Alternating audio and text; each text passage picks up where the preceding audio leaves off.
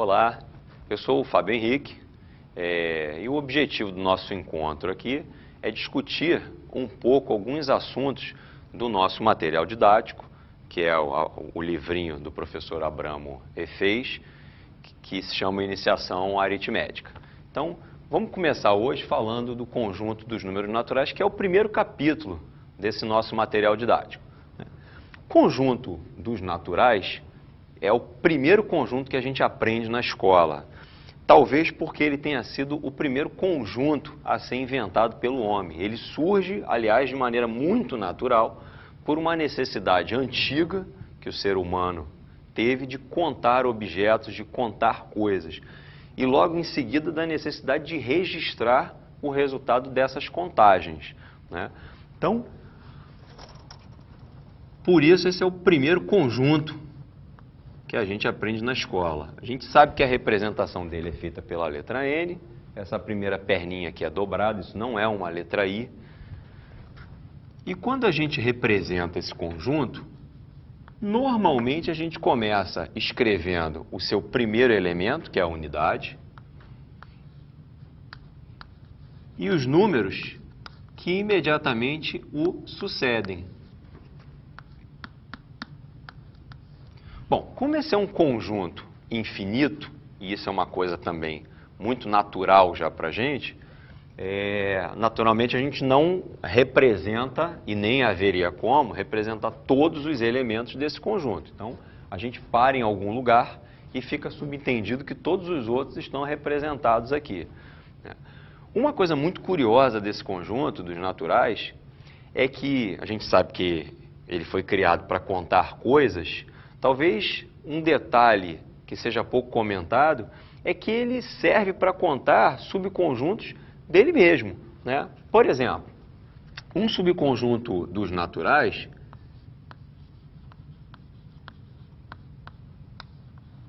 podemos tomar aqui os números pares.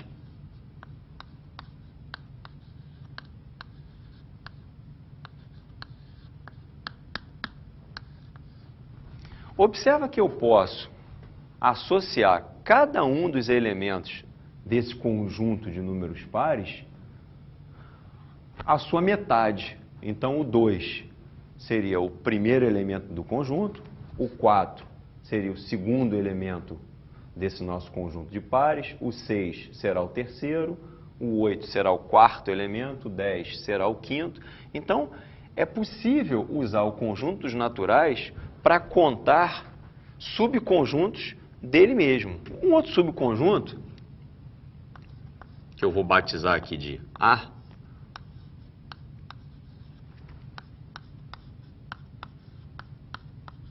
pode ser esse aqui, ó. Nota que eu posso associar cada elemento desse conjunto. Esse aqui é um subconjunto do conjunto dos naturais que eu tirei um único elemento, eu tirei a unidade.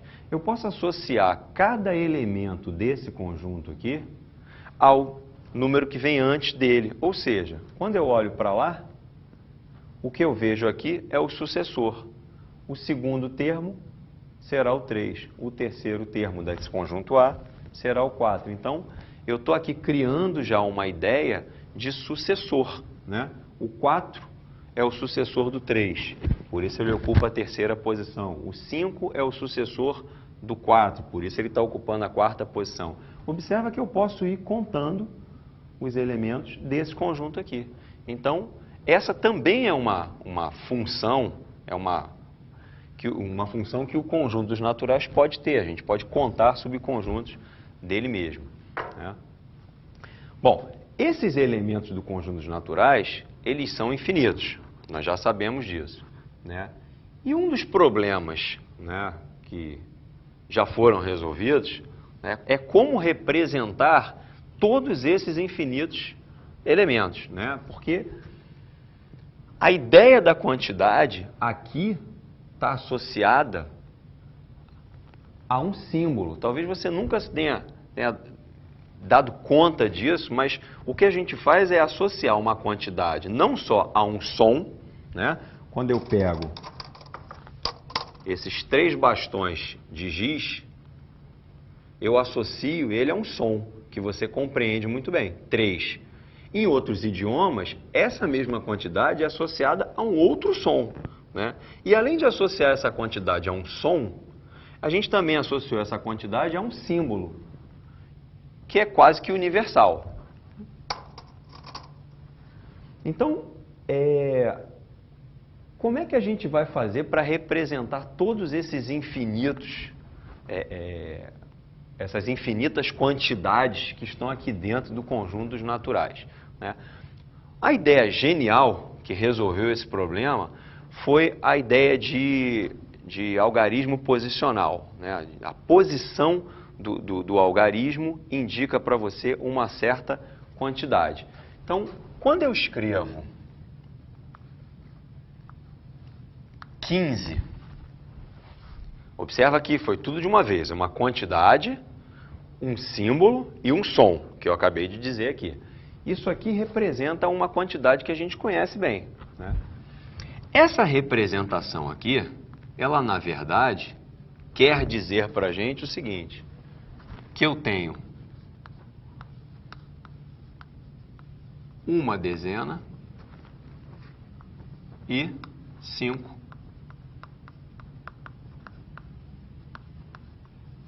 unidades. Da mesma forma, quando eu escrevo esse símbolo representa uma outra quantidade, que a gente conhece bem.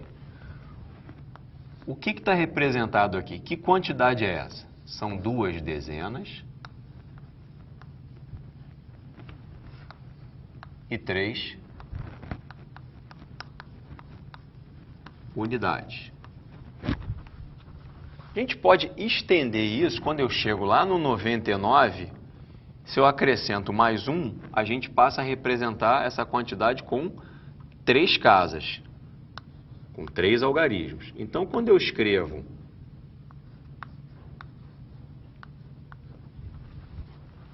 esse símbolo, representa uma centena e 4 dezenas e 7 unidades. Observa que esse sistema usa como referência agrupamentos muito peculiares.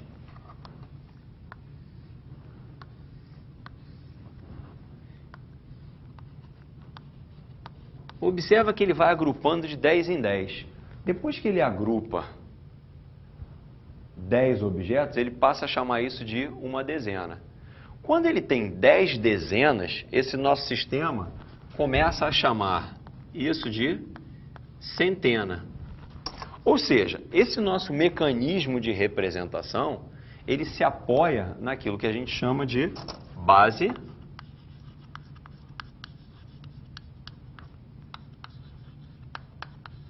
decimal. Aquele 147 que a gente representou como uma centena, que na verdade significava uma centena, 4 dezenas e 7 unidades, ele também pode ser escrito dessa forma. Uma centena é 10 ao quadrado. 10 ao quadrado é 100. Ou seja, eu tenho 10 vezes uma dezena.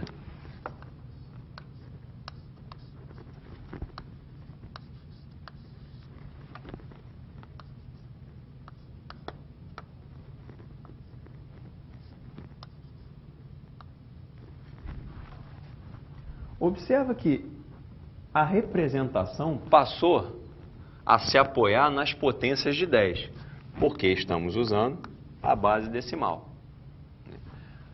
Pode parecer que aqui eu não tenho potência de 10, mas a gente pode imaginar que aqui eu tenho 10 elevado a zero. Ou seja, o número que multiplica o 10 elevado a zero é o representante, é o contador de unidades. O número que aparece multiplicando 10 elevado a 1 é o contador de dezenas. E o número que aparece multiplicando 10 ao quadrado será o contador de centenas. Então, eu tenho uma centena, 4 dezenas e 7 unidades. Isso funciona na representação, numa representação geométrica, isso funcionaria da seguinte maneira. Eu vou pegar um número menor do que o 147, vou pegar o 23.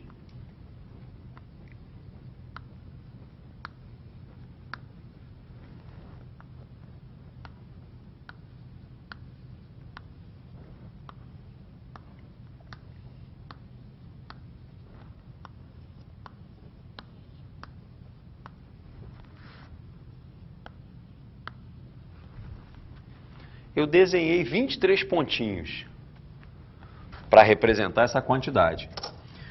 O que está sendo feito ali, que a gente pode representar geometricamente aqui, num diagraminha, é o seguinte. Vou agrupar em dezenas.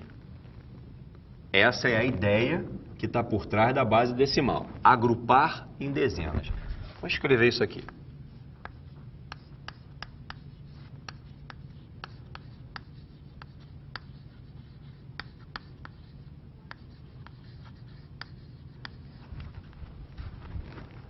Então,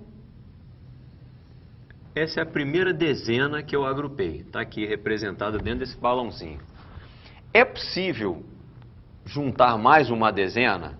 Sim. Está aqui, ó. Agrupei mais uma dezena.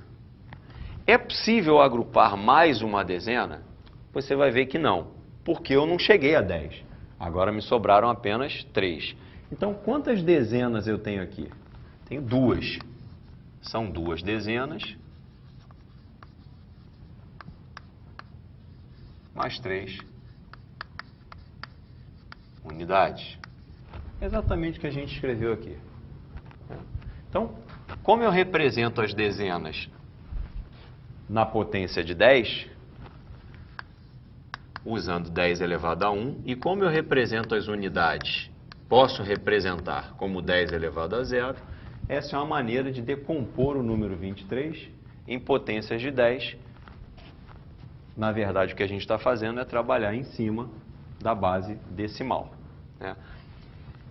Essa numeração na base decimal é uma ideia genial porque ela não se esgota. Eu vou usar como exemplo o odômetro. O odômetro é aquele instrumentinho cheio de números que tem no velocímetro dos carros, né? Você já deve ter visto num velocímetro.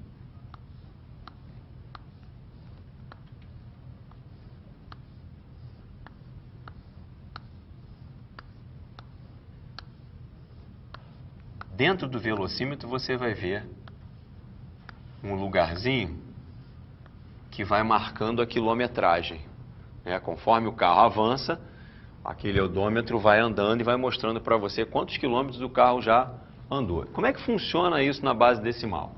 Bom,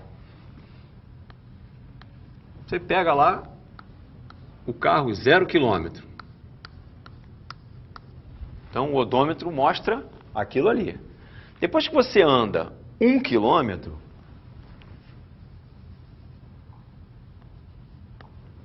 ele modifica ali. Depois para 2, ele modifica. Conforme o carro vai andando, ele vai mudando nessa casinha mais à direita. Até o momento que o carro já girou, já andou 9 km. Quando esse carro andar mais 1 km, ele completa 10 km. O que acontece lá no seu odômetro? O 9 volta para o 0 e ao voltar para o 0, ou seja, ao ter completado um giro, ele empurra o marcador, a casinha da frente, em uma unidade, que estava no 0, passa a ser o 1.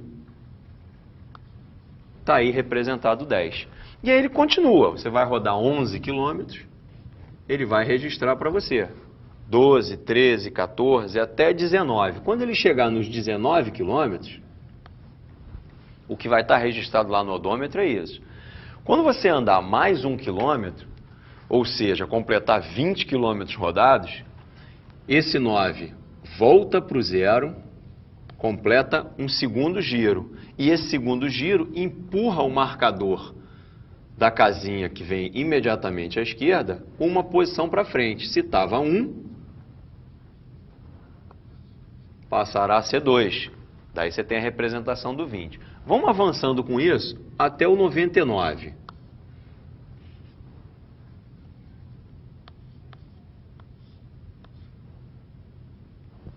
Nesse momento, o carro já rodou 99 quilômetros. Quando você rodar mais 1 quilômetro, sempre mexe nessa casinha aqui. Se ele está no 9, ele avança para o 0, completando mais um giro. Ao completar esse giro, ele empurra a casinha imediatamente à sua esquerda de 1 unidade, mas ele já está no 9. Então, do 9, ele só pode ir agora para o 0. Ou seja, essa segunda casinha também completa o seu primeiro giro. Ao completar esse giro, ele empurra o marcador imediatamente à esquerda 1 unidade para frente.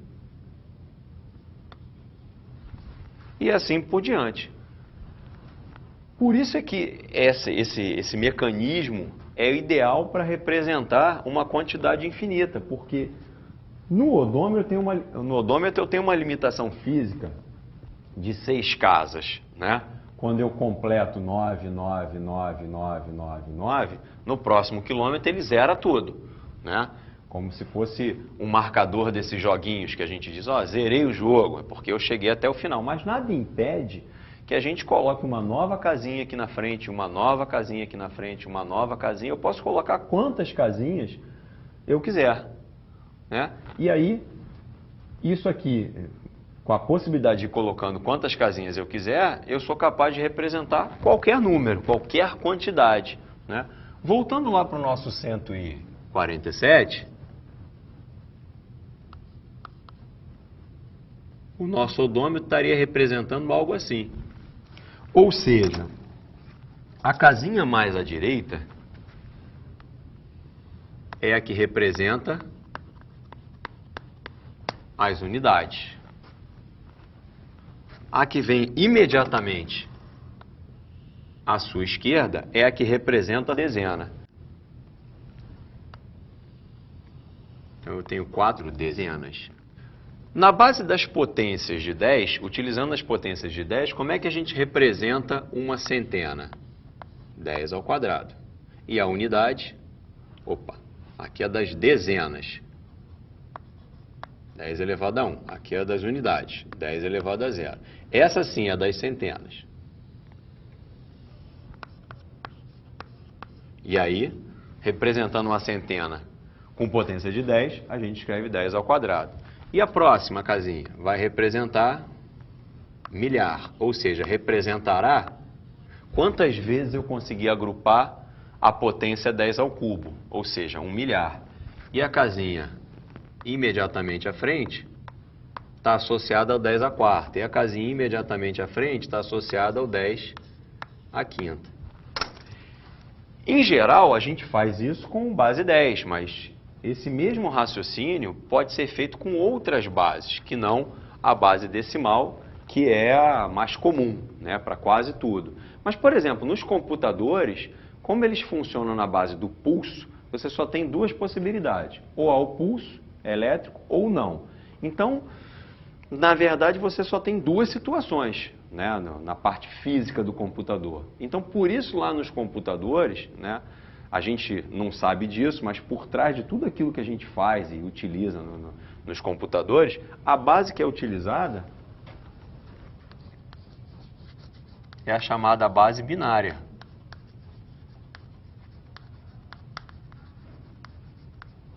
Nessa base binária,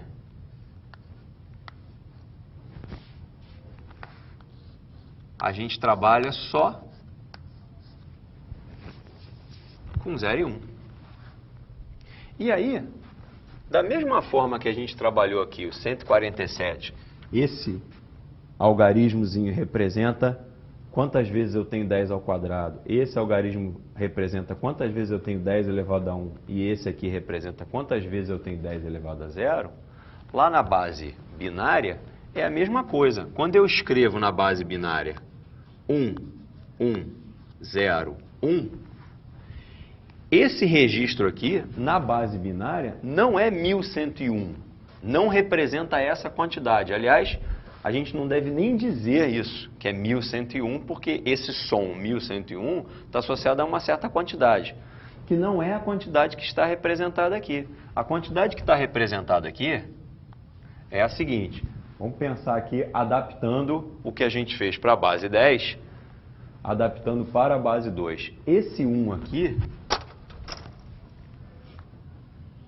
me diz quantas vezes eu tenho o 2 elevado a zero. Esse 0 aqui me diz quantas vezes eu tenho o 2 elevado a 1. Esse 1 aqui me diz quantas vezes eu tenho o 2 elevado ao quadrado. E esse primeiro número aqui, esse algarismo aqui, é o 2, representa quantas vezes eu tenho o 2 elevado ao cubo. Ou seja, a quantidade que de fato está representada ali é 1 vezes 2 ao cubo, mais uma vez o 2 ao quadrado, nenhuma vez o 2 elevado a 1 e uma vez o 2 elevado a zero. Vamos fazer a conta. Aliás, antes disso, observa que a estrutura que está escrita aqui, é similar à estrutura do que a gente escreveu aqui. Só que aqui a gente trabalhou com base 10. Por isso, as potências que aparecem aqui são as potências de 10. Aqui eu estou trabalhando com a base 2. Por isso, as potências que aparecem aqui são as potências do 2. Isso aqui representa a quantidade 8. Isso aqui representa a quantidade 4. Isso aqui representa a quantidade 0. E isso aqui representa a quantidade 1. 8, 4, 0 e 1 somados vão dar 13.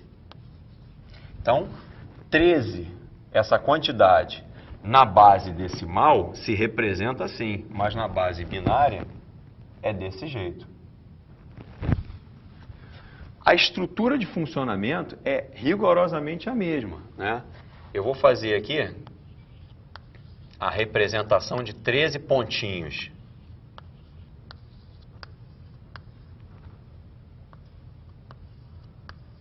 Da mesma forma que a ideia associada à base decimal é agrupar em dezenas, a ideia que está por trás da nossa base binária é agrupar de 2 em 2.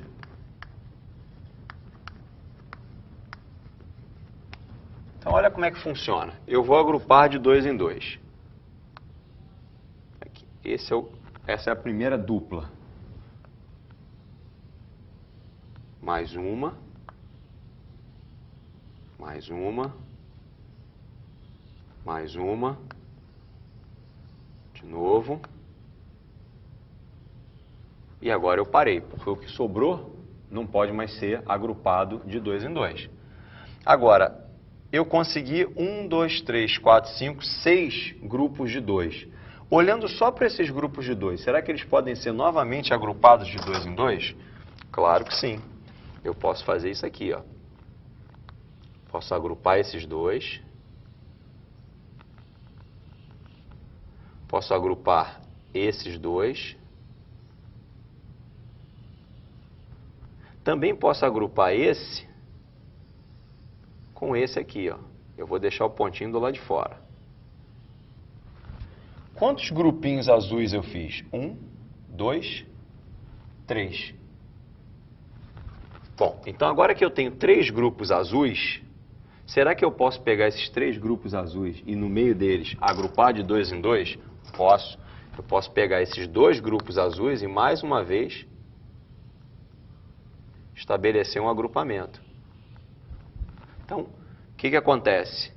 Esse grupo azul está aqui. Eu tive um grupo de 8. Observem, 2, 4, 6, 8. Está aqui.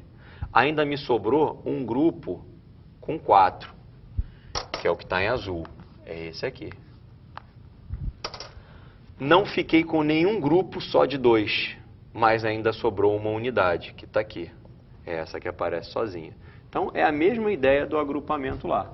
Então, essa ideia do agrupamento e de como se faz a representação dessas quantidades em diversas bases, mas mais importante, na base decimal, né, é uma ideia, uma estrutura de construção importante da gente conhecer como funciona. Se eu estivesse pensando no meu odômetro, de novo, só que na base 2, começa tudo zerado. Deixa eu fazer um pouco maior.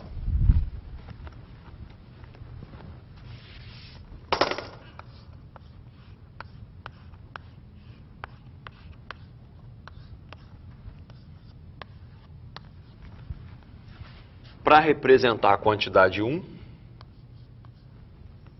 na hora que eu quiser representar mais 1, esse marcador aqui volta para o 0. Ao voltar para o 0, ele completou um giro. Completando um giro, ele empurra o marcador da frente uma unidade. Está aqui. Essa é a representação para essa quantidade aqui, que a gente está acostumado a chamar de 2. Se eu acrescentar mais 1, esse cara anda uma unidade. Se eu acrescentar mais 1, esse 1 volta para o 0. E ao voltar para o 0, empurro da frente. Só que esse aqui não pode ir para o 2. Porque o 2 aqui nesse sistema não existe. Só existe o 0 e o 1. O que ele faz? Ele volta para o 0. Do 1 ele volta sempre para o 0 aqui. E aí ele empurra o da frente uma unidade. Se eu acrescentar mais uma unidade, ele muda aqui para 1. Acrescentando mais uma unidade, o 1 sempre volta para o 0. E ao voltar para o 0, empurra o da frente. E assim por diante. Então, esse é o sistema de representação na base 10. E vocês viram também o sistema de representação na base binária. Mas a ideia estrutural é sempre a mesma. Ok? Vamos agora aplicar esses conhecimentos para tentar resolver um problema muito simples. É o problema de somar dois números.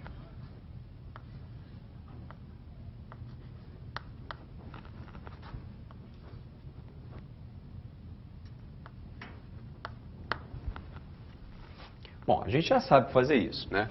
Normalmente, a gente faz exatamente do jeito que aprendeu lá no início da nossa vida escolar. A gente soma 6 com 5. Isso vai dar 11. E aí, a gente pega o 1, que vem na frente do 11, e joga para as casas da frente. E vai 1, 6 mais 5, 11, a gente bota 1 aqui, vai 1. Aí depois a gente soma 2, mais 1, e isso dá 4. Mas por que vai 1? Por que a gente joga essa quantidade ali para frente? O que está acontecendo de fato? Quando eu escrevo 16, não esqueçam que eu tenho uma dezena e 6 unidades. E quando eu escrevo 25, eu tenho, na verdade, 2 dezenas e 5 unidades. Não esqueçam que, ao trabalhar com base 10, a ideia que está por trás de tudo é ir agrupando de 10 em 10, dezenas. Quando eu junto 6 unidades com 5 unidades, eu fico com 11 unidades. 11 unidades já é uma quantidade que eu posso agrupar em dezenas. 6 eu não podia agrupar em dezena porque ainda é menos do que 10. E 5 não pode ser agrupado em dezenas porque é menos do que 10. Mas quando eu somo 6 com 5, eu ultrapassei. Eu tenho mais do que uma dezena. Eu tenho uma dezena e uma unidade. Então é isso que a gente faz. Essa dezena que eu tenho, eu jogo lá para as dezenas. Então eu fico aqui com uma unidade. E a dezena que eu consegui completar aqui, eu jogo lá para frente. E é por isso que vai 1. Se eu tivesse completado 2 dezenas, eu jogaria 2 lá para frente. Que é para fazer agora a soma de quantas dezenas eu tenho. Eu tenho 2 dezenas que vêm do 25, eu tenho uma dezena que vem do 16, e eu tenho uma dezena adicional que surgiu da soma dessas unidades. Por isso agora eu tenho 4 dezenas. E isso aqui, essa representação em potências, está me dizendo que eu tenho 4 dezenas e 1 unidade. Portanto, eu estou representando a quantidade 41. Para encerrar, eu vou deixar um problema para vocês pensarem para o nosso próximo encontro. A gente retoma resolvendo esse problema.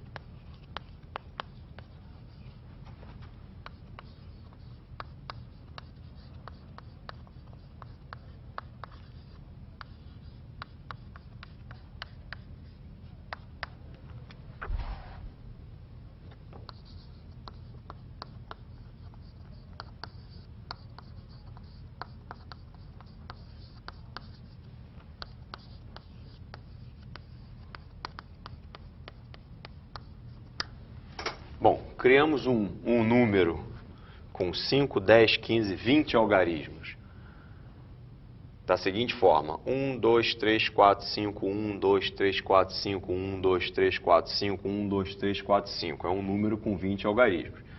E aí, o que a gente precisa fazer é tirar 10 dígitos desse número, ou seja, ele vai passar a ter 10 algarismos e não mais 20, mas a gente quer fazer isso de modo que o número que vai sobrar seja o menor possível. Há várias maneiras de fazer isso. Eu posso tirar os 10 primeiros, posso tirar os 10 últimos, posso ir tirando intercalado, né? Agora, qual é a maneira de se fazer isso de modo que o número que vai resultar dessas retiradas seja o menor possível? Então, fica para o nosso próximo encontro. Até lá!